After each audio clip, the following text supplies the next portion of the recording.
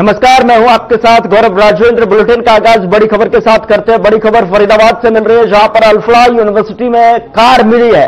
परिसर में मिली संदिग्ध ब्रेजा कार। यूनिवर्सिटी पहुंचा पुलिस का बम निरोधक दस्ता।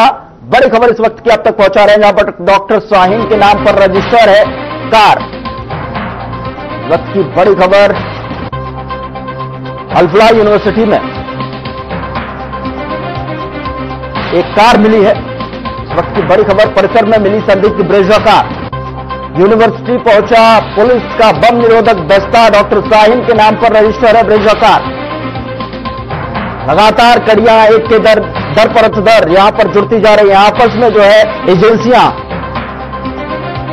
इस गुत्थी को सुलझाते हुए नजर आ रहे हैं। आखिरकार इसके तार कहां तक है, कड़ी कहां तक, लोग कहां तक है, आखिर इसके पीछे की साजिश का मास्टरमाइंड कौन है। लगातार एजेंसियां जांच पड़ताल में जुटी हुई और इसी कड़ी में जो है बम निरोधक दस्ता जो है यूनिवर्सिटी पहुंचा है, जहां पर परिसर में संदिग्ध ब्रेजा कार मिली है। यूनिवर्सिटी पहुंचा पुलिस का बम निरोधक दस्ता। डॉक्टर शाहीन के नाम पर ब्रेजा कार रजिस्टर है, यानी कि जो कार मिली है यूनिवर्सिटी परिसर से, वहां पर वो कार का नाम डॉक्टर शाहीन से जुड़े होने का जो है यहां पर दावा किया जा रहा है। डॉक्टर शाहीन के नाम पर रजिस्टर है ब्रेजा कार। फरीदाबाद से इस वक्त की बड़ी और महत्वपूर्ण खबर टेरर मॉड्यूल से जुड़ी हुई आप तक पहुंचा रहे हैं, जहां पर बम निरोधक दस्ता अल्फला यूनिवर्सिटी पहुंचा। लगातार गहनता से जांच जारी है। तो परिसर में मिली संदिग्ध ब्रेजा कार।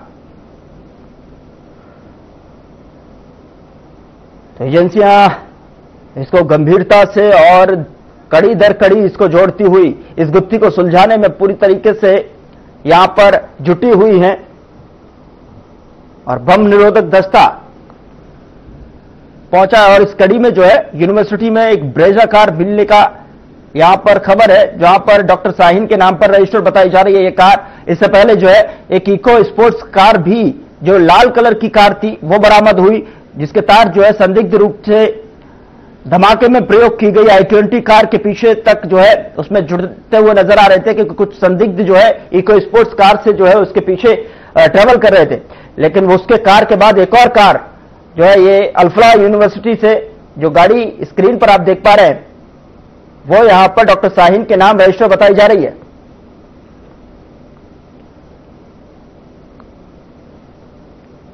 तो अल्फला यूनिवर्सिटी में ये कार मिली है। चलिए खबरों में आगे रुक करते हैं। फरीदाबाद पुलिस ने एक बड़ी गिरफ्तारी की है। आरोपी का नाम फहीम बताया जा रहा है। व्यक्ति को अज्ञात स्थान से गिरफ्तार किया गया है। सूत्रों के मुताबिक फहीम आतंकी उमर का साला बताया जा रहा है। फहीम ने फरीदाबाद के कंदावली गांव में एक लाल रंग की इको स्पोर्ट कार का जो है पार्क की थी। गौर करने वाली बात यह है कि कार पार्क करते समय फहीम के साथ एक अज्ञात महिला भी मौजूद थी। पुलिस अब महिला की पहचान और फहीम की गतिविधियों की जांच में जुटी हुई है। सुरक्षा एजेंसियों कि अगर माने तो सुरक्षा एजेंसियां मौके पर मौजूद हैं और इलाके में जांच और तलाशी अभियान को और तेज कर दिया गया है।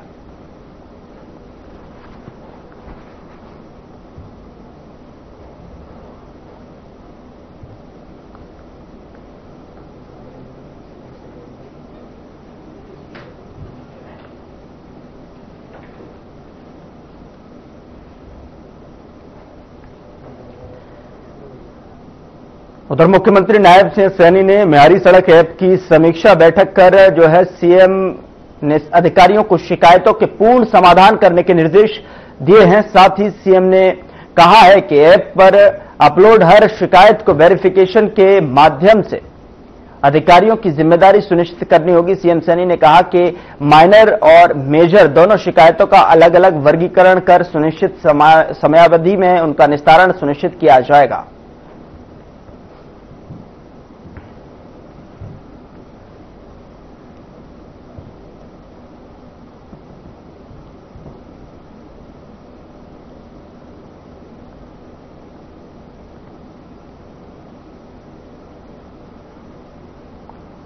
उधर सीएम नायब सिंह सैनी ने एक्स पर पोस्ट करते हुए लिखा कि अदम्य साहस, शौर्य और पराक्रम के प्रतीक शेर पंजाब महाराजा रणजीत सिंह जी की जयंती पर कोटिशः नमन। महाराजा रणजीत सिंह जी का जीवन राष्ट्रभक्ति और स्वाभिमान का अनुपम उदाहरण है। उनकी वीरता की गाथा सदैव युवाओं को मातृभूमि की रक्षा और राष्ट्र निर्माण के लिए प्रेरित करती रहेगी।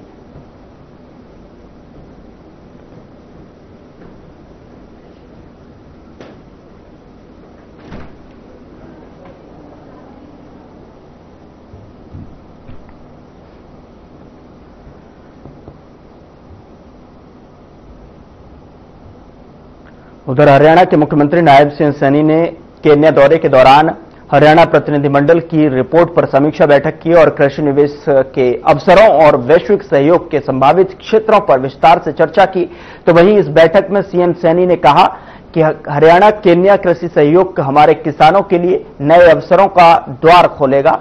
साथ ही उन्होंने कहा कि साझेदारी से कृषि उत्पादन, प्रोसेसिंग और निर्यात के क्षेत्र में प्रदेश को वैश्विक पहचान मिलेगी, जिसको लेकर केन्या में लगभग 1 लाख हेक्टेयर भूमि पर हरियाणा के किसानों के लिए खेती की संभावनाएं तलाशने के लिए सीएम सैनी ने अधिकारियों को निर्देश भी दिए।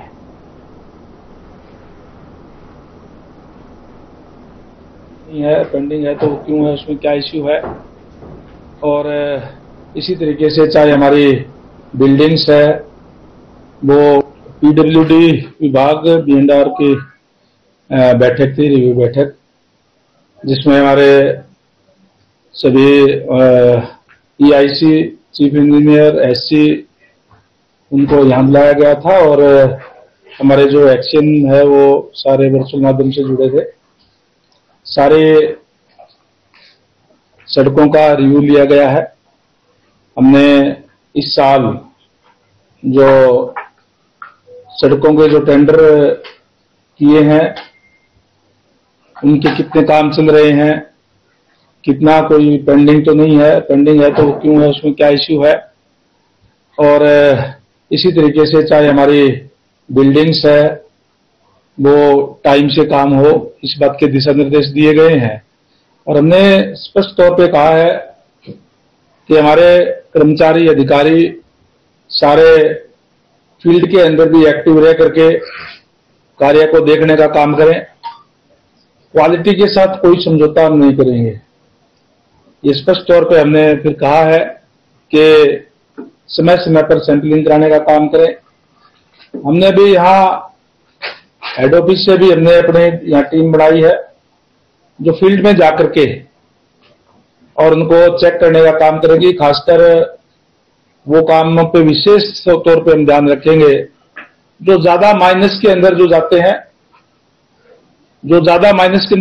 तो उसमें चांस रहता है कि कहीं न कहीं लो क्वालिटी का काम ना हो।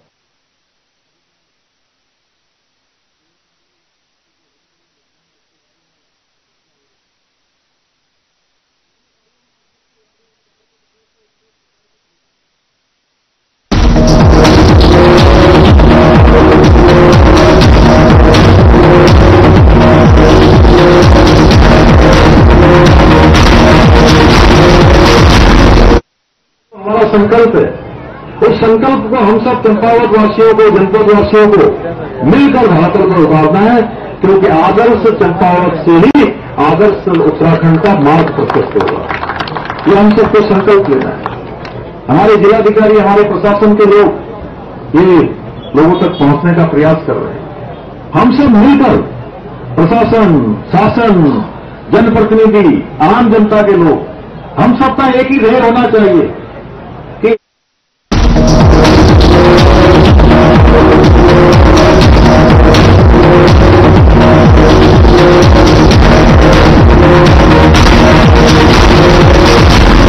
ब्रेक के बाद स्वागत है आपका। खबरों में आगे बढ़ते हैं। बीजेपी नेता गोविंद कांडा ने कहा कि अत्याधुनिक सुविधाओं से सुसज्जित अग्रवाल सेवा सदन, जिसको लेकर सिरसा के सर्व समाज को बड़ी सौगात है। हरियाणा के मुख्यमंत्री नायब सिंह सैनी आगामी 15 नवंबर को अपने कर कमलों से अग्रवाल सेवा सदन का लोकार्पण करेंगे। तो वहीं सेवा सदन शहर के हृदय स्थल भगवान परशुराम चौक के नजदीक स्थित है, जहां पर बता दें कि गोविंद कांडा नवनिर्मित अग्रवाल सेवा सदन का अवलोकन करवाने के बाद पत्रकार वार्ता को संबोधित करते हुए कहा कि सभी सिरसावासियों को अपने पारिवारिक आयोजनों के लिए बेहतरीन स्थान सेवा सदन के रूप में उपलब्ध हुआ है।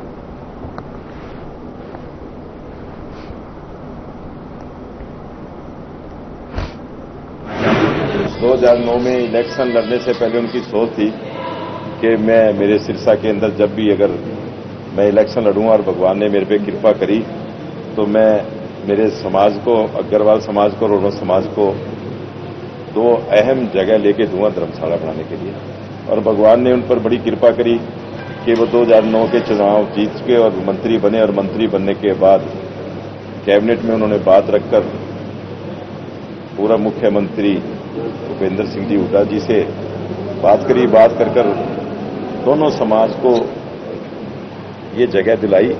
आज ये जगह हम सिरसा की ये बात कहें कि ये सिरसा का हार्ट है,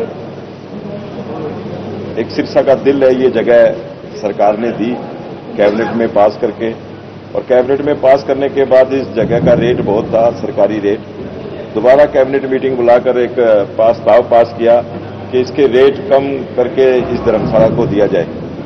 तो फिर जब दोबारा कैबिनेट में पास हुआ कि इस रेट का, धर्मशाला का रेट कम करके नहीं बल्कि पूरे हरियाणा में कहीं भी धर्मशाला दी जाएगी तो इसका जो क्या मतलब कलेक्टर रेट होगा, उस कलेक्टर रेट का 10% लिया जाएगा।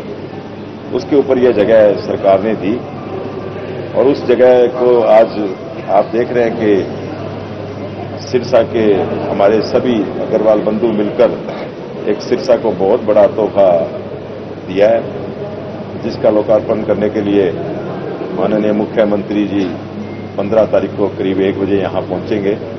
और ऐसी सौगात सिरसा के अंदर 5 स्टार होटल की सुविधा कहेंगे हम, तो ये 50 कमरे यहां पर बने हैं, और ये क्योंकि ये सबके काम आएगी। ये चीज 36 बिरादरी के काम आने वाली है।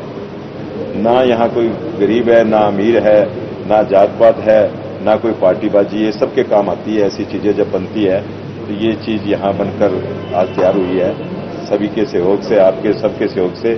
तो 15 तारीख को सीएम साहब आकर इसका लोकार्पण करेंगे और जनता को सौंप देंगे। उसके बाद ये 5 स्टार की सुविधा सिरसा शहर में, जो भारतवर्ष में कहीं नहीं है धर्मशालाओं में, वो सिरसा में मिलेगी, सबके काम आएगी।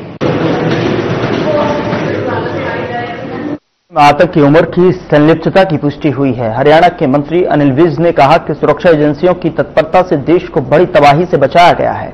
लगभग 300 किलो से ज्यादा अमोनियम नाइट्रेट बरामद हुआ है। तो वहीं प्रधानमंत्री का संदेश स्पष्ट है, जो भी इसमें शामिल होगा उसे छोड़ा नहीं जाएगा। पूरी साजिश का पर्दाफाश होगा। विज ने कहा कि जांच जारी है और जिम्मेदारों की पहचान की जा रही है। उन्होंने विपक्ष पर कटाक्ष करते हुए कहा कि कांग्रेस चुनाव हार की चिंता में बचकाना व्यवहार कर रही है।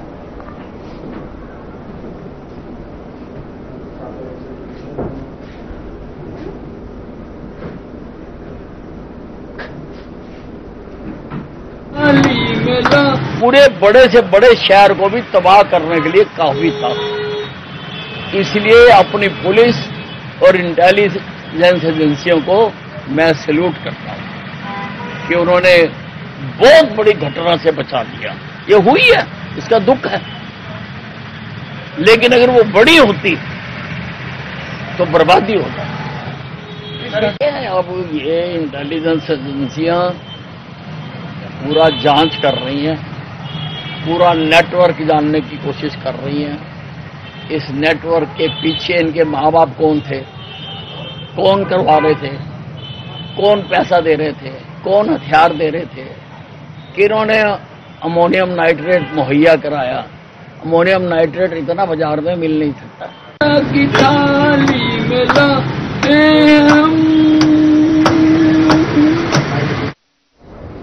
यहाँ रुक रहे एक छोटे से ब्रेक के लिए। ब्रेक के उस पार खबरों का सिलसिला लगातार जारी है।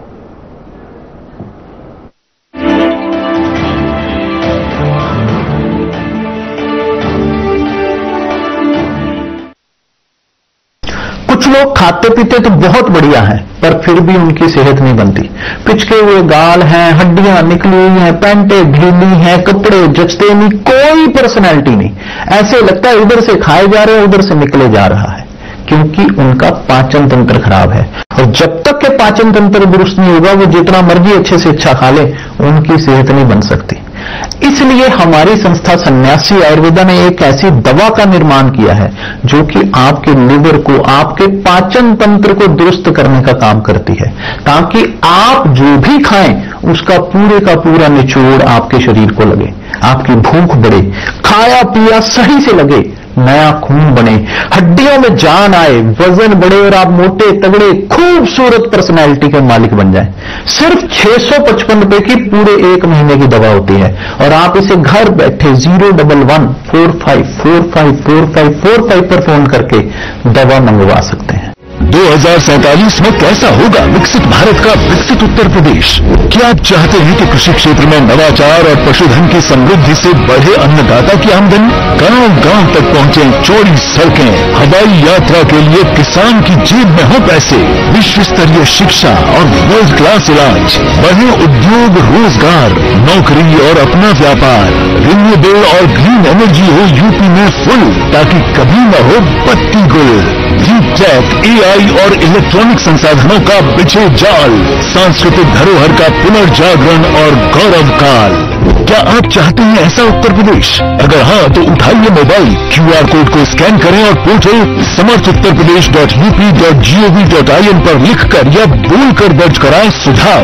आपके सुझाव से बनेगा विकसित यूपी का रोड मैप और मूल्यवान सुझाव देने वाले किए जाएंगे सम्मानित, क्योंकि आपकी राय विकसित यूपी बनाए।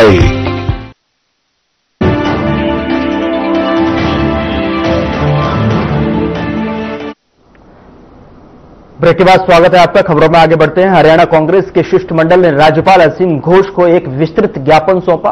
प्रदेश कांग्रेस अध्यक्ष राव नरेंद्र सिंह और नेता प्रतिपक्ष भूपेंद्र सिंह हुड्डा ने नेतृत्व में कांग्रेस प्रतिनिधिमंडल राजभवन पहुंचा। ज्ञापन सौंपने के बाद भूपेंद्र सिंह हुड्डा ने कहा कि कांग्रेस ने किसानों की समस्याओं, खराब कानून व्यवस्था और बीपीएल राशन कार्ड में हुए कथित घोटाले को लेकर राज्यपाल से जांच की मांग की। हुड्डा ने आरोप लगाया कि हरियाणा की कई मंडियों में फर्जी गेट पास बनाकर हजारों करोड़ का धान घोटाला किया गया है। उन्होंने कहा कि मानसून से किसानों को जो है नुकसान हुआ है, लेकिन अब तक मुआवजा नहीं मिला। कानून व्यवस्था पर हमला बोलते हुए हुड्डा ने कहा कि प्रदेश में 80 से ज्यादा गैंगस्टर सक्रिय हैं और आम जनता खुद को असुरक्षित महसूस कर रही है। उन्होंने दिल्ली ब्लास्ट की निंदा करते हुए दोषियों पर सख्त कार्रवाई करने की मांग की।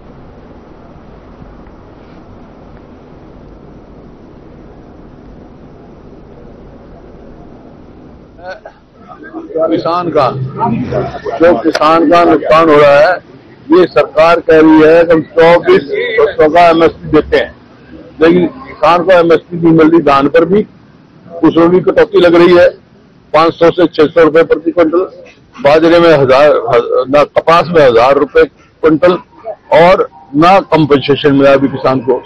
फसल कम हुई है, प्रोक्योरमेंट ज्यादा हुई है, हमने जांच की मांग की है।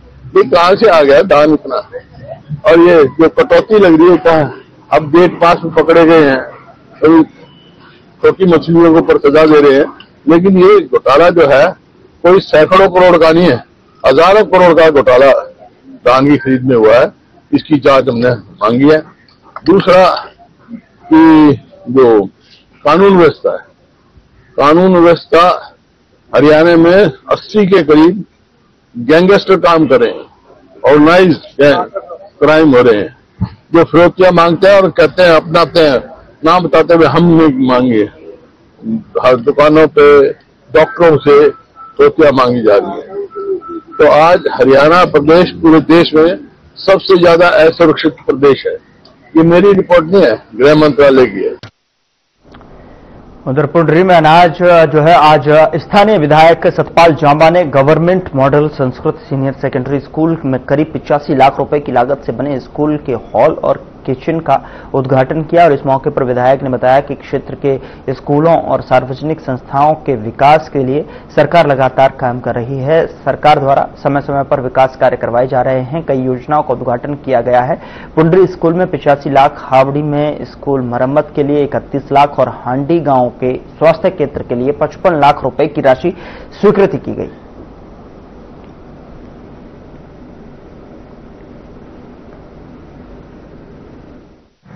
किसी भी देश का सर अगर प्रगति का आधार देखें तो शिक्षा है। अगर हमारे देश की शिक्षा स्तर अच्छा होगा तो डेफिनेटली हमारा देश ज्यादा तरक्की करेगा। और उसी कड़ी में आज हम अपने पुंडरी स्कूल में पहुंचे हैं और यहाँ पे आज 85 लाख की लागत से एक हॉल है सर, एक किचन है और एक टॉयलेट ब्लॉक बनेगा, जिसकी लागत 85 लाख आएगी। और ऐसे ही सर बहुत सारे स्कूल हैं जिसमें हम बड़े बड़े हॉल बनवा रहे हैं, क्योंकि आपने देखा होगा कि स्कूलों में फंक्शन के लिए जगह कम पड़ जाती है, तो इसलिए बहुत सारे स्कूलों में है जिसकी मिनिमम लागत 85 लाख से है। ऐसे हॉल कम से कम 8 से 10 हॉल ऐसे बनेंगे हमारे। और इसके अलावा आज हाबड़ी स्कूल में भी है सर, उसके लिए एक बिल्डिंग रिपेयर है, वह रास्ता है, उसके लिए 31 लाख रुपए का है, जो गवर्नमेंट सीनियर सेकेंडरी स्कूल है हाबड़ी है। ऐसे ही हाबड़ी में सर एक उप स्वास्थ्य।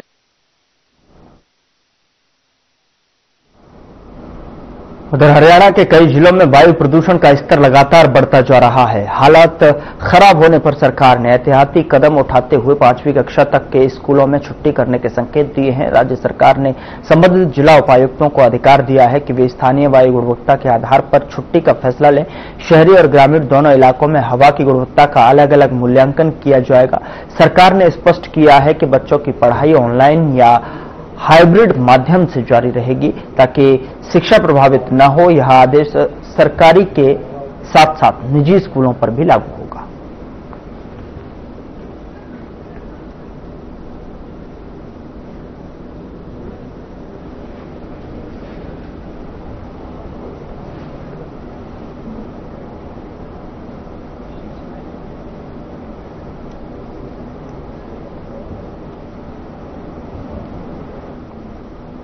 महेंद्रगढ़ पुलिस ने अपराधियों के खिलाफ चलाए जा रहे विशेष अभियान ऑपरेशन ट्रैकडाउन के तहत मारपीट के मामले में फरार चल रहे 5 वांछित अपराधियों को आरोपियों को काबू किया है। तो वहीं पुलिस जांच में सामने आया है कि यह झगड़ा 2 साल पुराने जो है आपसी विवाद की रंजिश के चलते किया गया था, जहां पर इस दौरान पुलिस ने मारपीट में प्रयुक्त डंडे, दताली और लोहे की रॉड बरामद कर ली है। जिस पर और जानकारी देते हुए महेंद्रगढ़ थाना प्रभारी पवन कुमार ने बताया कि गिरफ्तार सभी आरोपी ऑपरेशन ट्रैकडाउन के तहत वांछित थे और आज शहर महेंद्रगढ़ से काबू किए गए।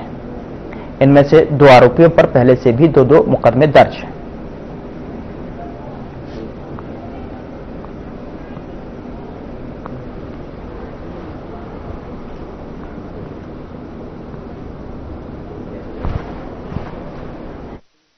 हरियाणा द्वारा एक ऑपरेशन ट्रैक डाउन अपराधियों के खिलाफ चला हुआ है 5 नवंबर से 20 नवंबर तक, जिसके तहत मुकदमा नंबर 174 में 5 वांछित अपराधी थे, जो ऑपरेशन ट्रैक डाउन को मद्देनजर रखते हुए इनको आज शहर महेंद्रगढ़ से काबू किया गया। सर कौन कौन और कहां से गिरफ्तार हुए? इसमें आरोपी मोहित, मन्नू, सन्नी, पोनी व जोनी, ये सभी बास मोहल्ला महेंद्रगढ़ के रहने वाले हैं और शहर महेंद्रगढ़ से इनको काबू किया गया। तो सर क्या मामला था ये पूरा? प्रदीप पुत्र दयानंद वासी बास मोहल्ला के साथ इन्होंने दिनांक 28/10/25 को मारपीट की थी और उसके बाद से ये सभी आरोपी भागे हुए थे।